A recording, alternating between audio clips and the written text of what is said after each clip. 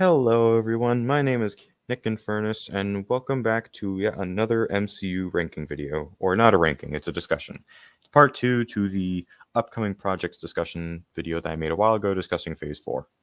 Now, I know I've hinted at the big one in one of my previous videos.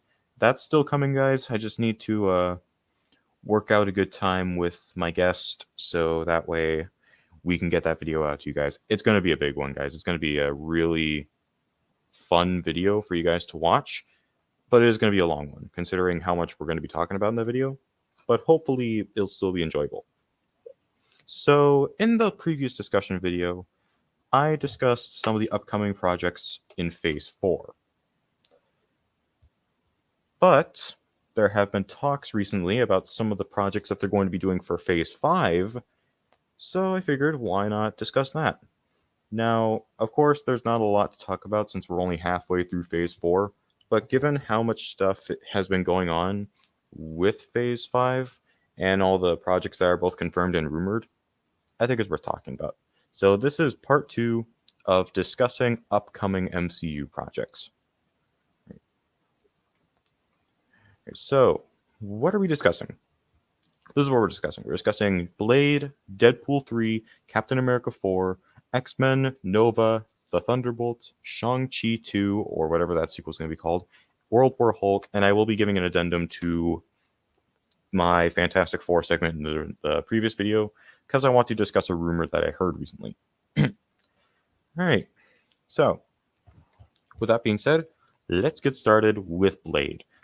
Now, I remember there was a video that I wanted to release a while ago to kickstart this MCU content where I ranked the upcoming Phase 4 projects based on anticipation.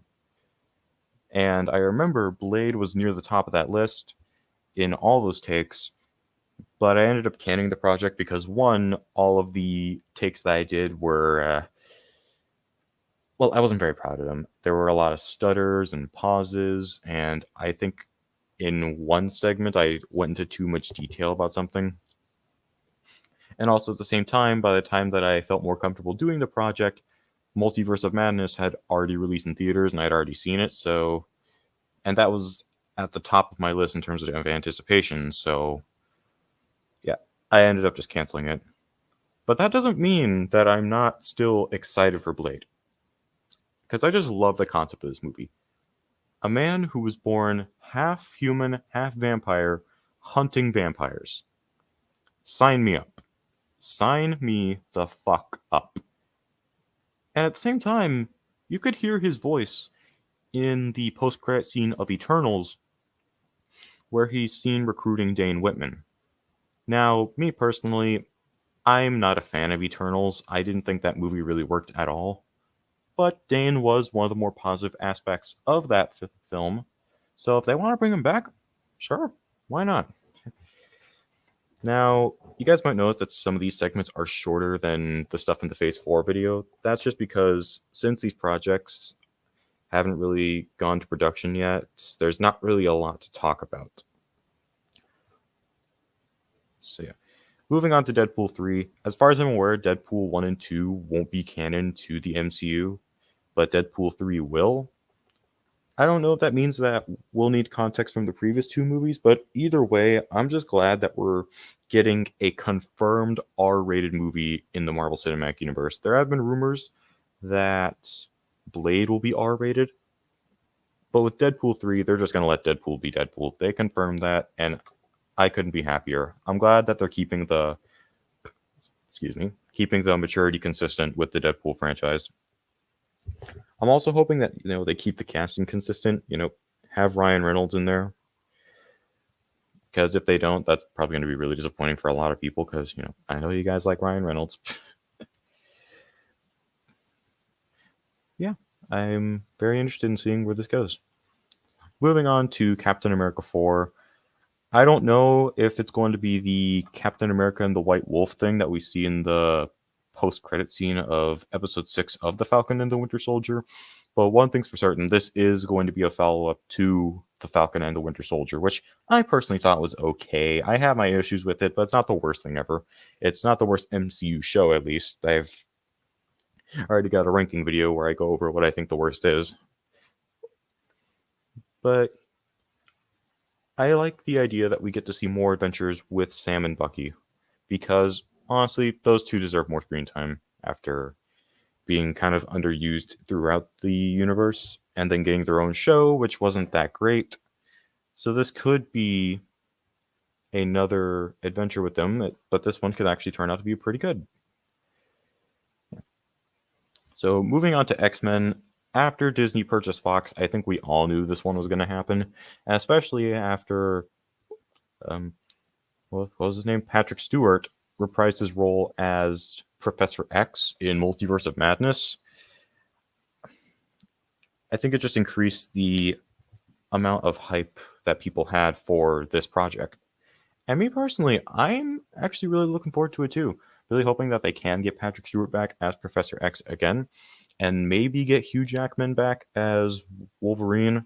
If they can't, one of my fan casts is actually Will Arnett as Wolverine, because I feel like he could probably do that role pretty well.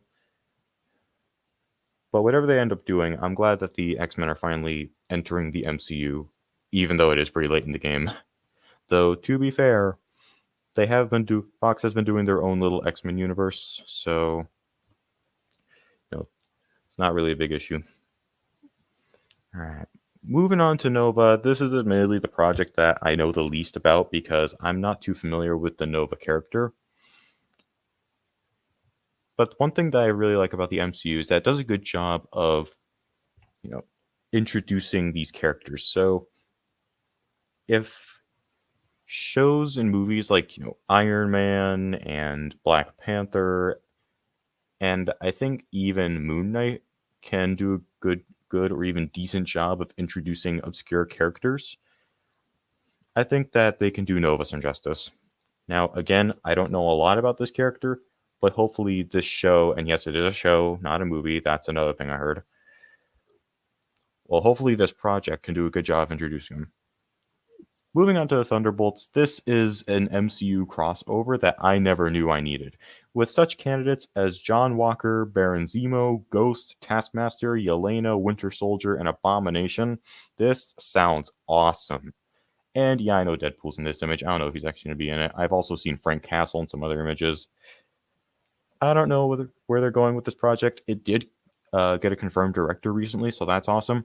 Unfortunately, due to the passing of William Hurt, rest in peace, that obviously means that Thunderbolt Ross can't return, which also means no Red Hulk. But what can you do?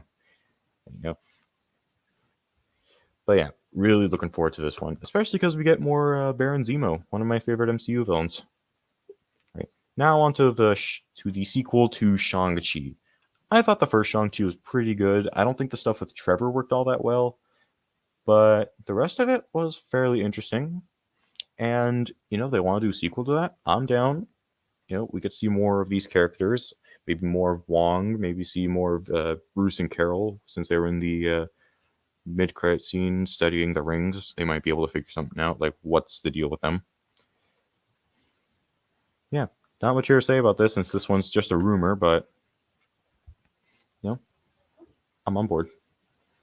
Right. Now, the last big project that I want to talk about is World War Hulk. I don't know a lot about this series of comics, but this potentially means another Hulk movie, which I find interesting because the last Hulk movie was in phase 1, and it was also one of the weaker movies in that phase. And now we have another Hulk movie coming in phase 5, so that's probably the biggest gap between phases between movies. But given that Universal owns the film rights to Hulk, or at least they did at the time, I don't know if they still do now. Of course, it was hard to make another Hulk movie. Now, I think that they're probably going to bring in Mark Ruffalo for this instead of bringing back Edward Norton. And I'm personally fine with that. I've always kind of preferred Mark Ruffalo to Edward Norton because I felt like Ruffalo was just more memorable. Then again, we spend more time with him, so maybe that's a little unfair. But if that's what they're doing, then I'm interested. Yeah. I'm sorry that some of these aren't really as thought out. There's not really a lot of information to go off of with some of these, but doing my best. All right, Fantastic Four addendum. Unlike some of the segments here, this time I actually have something to say about this. So recently, I heard a rumor that for the team they're going to swap the genders of one of the characters to give a more balanced gender distribution. Say more, so, half guys, half girls. I don't mind that too much. I don't. At least I don't mind it as much as some other people might. However, I do have something that I would like to say about it.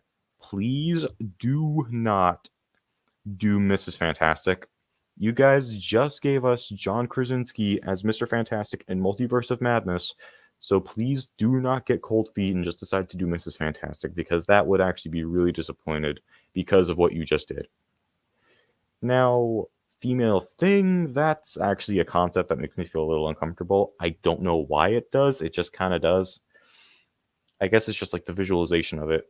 Female Human Torch, I can 100% get behind. I can get behind the Storm twins being twin sisters. Maybe if they did like Gianna Storm or something, that wouldn't be so bad. But yeah, that's all I really had to say for the addendum. There's not really much to it. And I'm still really looking forward to this reboot of the Fantastic Four. And I did also, since they are looking for big name directors, I did hear some predictions that, the Russo brothers will come back. And if that's the case, then just sign me up. Take my money. I absolutely love everything that the Russos have done, the MCU. In fact, I'm just going to spoil this right now for the big one. My top 3 MCU films are all from the Russos. In fact, a Russo movie got kicked out of the top 5 by another Russo movie. Think about that. That's how good their projects are. So anyways, guys, that was part 2 to my MCU projects discussion video. Hope you guys enjoyed. If you did enjoy, you know what to do. I'm not going to bore you with all the generic stuff. But thanks for watching, and I'll see you guys next time. Take care.